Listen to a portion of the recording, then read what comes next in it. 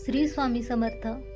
नमस्कार, मी ज्योती आणि माझ्या चॅनलमध्ये तुमचं खूप खूप मनापासून स्वागत आहे. आजच्या व्हिडिओचा विषय म्हणजे हळदी कुंकवातून समाज परिवर्तन. चला तर मग लगेच व्हिडिओला सुरुवात करूया. जगातील सर्वात जुनी, उदात्त, त्यागमय आणि पवित्र असणारी भारतीय संस्कृती. भारत देश हा संस्कृतीचा समृद्ध देश म्हणून ओळखला जातो.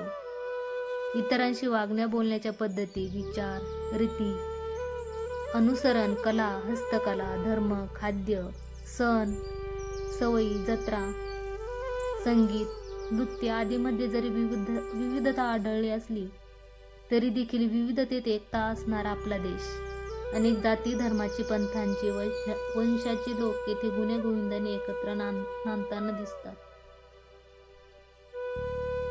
नवीन वर्षाच्या सुरुवातीला येणारा मकर संक्रांतीचा सण सर्वत्र उत्साहात साजरा होतो. या दिवशी सूर्य धनु राशीतून मकर राशीत प्रवेश करतो. या दिवशी सूर्यदेवतेची पूजा देखील केली जाते. या दिवसापासून तर रथसप्तमीपर्यंत सर्व सौभाग्यवती महिला हळदी कुंकवाचा कार्यक्रम करतात. हळदी कुंकू म्हणजे सौभाग्याचं लक्षण. हळदी कुंकू म्हणजे गृहिणी पूजन, आदर, सत्कार व स्नेहमिलन असे मानले जाते. सामाजिक ऐक्यासाठी आवश्यक गोष्टीचे प्रतीक म्हणून या सणाकडे पाहिले जाते. हळदी कुंकवाच्या निमित्ताने अनेक स्त्रिया एकत्र येतात, एकमेकींना वाण देतात.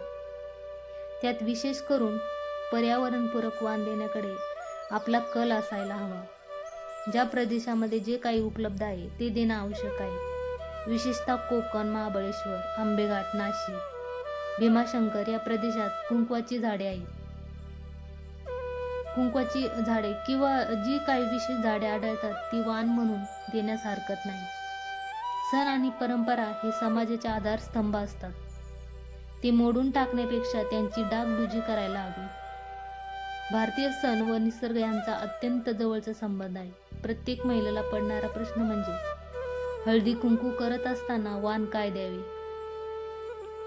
यावर्षी प्रत्येकाने संकल्प करूया, उपयोगी असेच वाण देऊया. कोणत्याही झाडाचे छोटेसे रोपटे, कुंड्या, कापडी पिशव्या, कागदी लागद्यापासून बनवलेल्या पिशव्या, कापडी पर्स, इमिटेशन ज्वेलरी, वेगवेगळ्या बियांची पाकिटे, कडधान्य, नारळ, फळे, तुळशीची रोपे,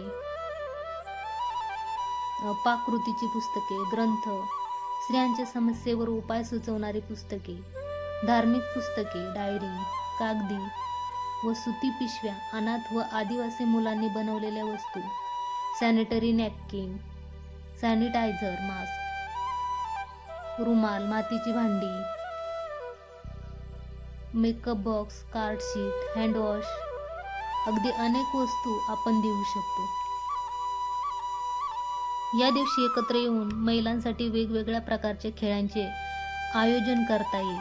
त्याचबरोबर एखाद्या क्षेत्रामध्ये विशेष प्रावीण्य मिळवलेल्या महिलेचे व्याख्यान आयोजित करून महिला सबलीकरण आणि महिला सक्षमीकरणासाठी पाऊले उचलण्यात येऊ शकतात, जेणेकरून महिलांना असणारे प्रश्न आणि त्यावरील उपाययोजना माहिती करून घेता येतील.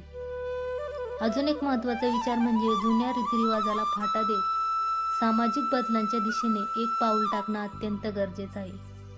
त्यामध्ये एकल महिलांसाठी हळदी कुंकू करून त्यांचे मनोधैर्य वाढण्याचे कार्य करायला हवे. त्यांनाही आपल्यात सामावून घेतले तर त्यांनाही एकटे वाटणार नाही आणि सामाजिक परिवर्तन देखील घडेल. मकर संक्रांत हा दरवर्षी येणारा सण जरी असला तरी देखील आपण त्याला यावर्षी थोडासा आगळा वेगळा बनवूया. चला तर मग व्हिडिओ इथेच थांबते. माहिती कशी वाटली हे मला कमेंट करून नक्की सांगा. तोपर्यंत श्री स्वामी समर्थ.